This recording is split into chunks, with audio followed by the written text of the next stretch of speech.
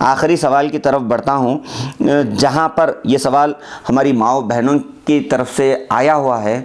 ماہواری، عورتوں کی جو ماہواری ہوتی ہے، کہ کسی کے کوئی تاریخ، کسی کوئی تاریخ، اگر اتفاقاً وہ آخری رمضان کے ایام میں ہوں تو پھر شب قدر میں، تلاش شب قدر میں وہ اپنی عبادتوں کو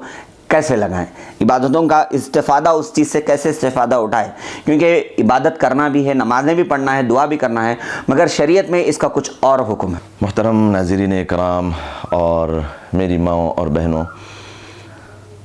یہ جو پیریڈز کا موقع ہے اللہ تبارک و تعالیٰ کا فطری ایک نظام ہے، تو ان ایام میں چند چیزوں سے تو منع کیا گیا ہے، جیسے وضو ان دنوں میں باقی نہیں رہتا، غسل نہیں رہتا، تو نماز کا جہاں تک معاملہ ہے بغیر وضو بغیر غسل کے نہیں ہوتی ہے، تو نماز نہیں پڑھنے کا حکم ہے۔ روزے کی قضا کرنا ہے، بعد میں روزہ نہیں رکھنا ہے۔ اب وضو جب نہیں ہے تو وضو کے ساتھ جن عبادتوں کا تعلق ہے، جیسے قرآن کریم کو چھونا ہے، تلاوت کرنا ہے، یہ ساری چیزوں کو چھوڑ کے یہ ان خاص دنوں میں عورتیں ذکر و اذکار کر سکتی ہیں۔ ذکر و اذکار کے لیے کوئی شرط نہیں ہے روزے کی،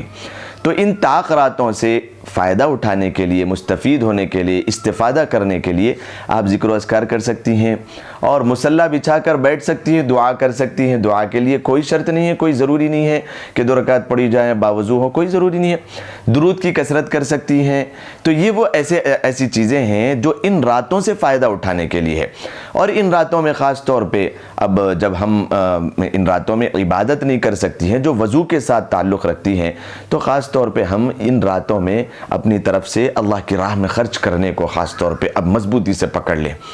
کہ ہر تھوڑی دیر میں کچھ نہ کچھ اللہ تبارک و تعالیٰ کی راہ میں خرچ کریں، یا تو لیکوڈ مال ہی خرچ کریں، یا پھر اپنے اندر جو گر اور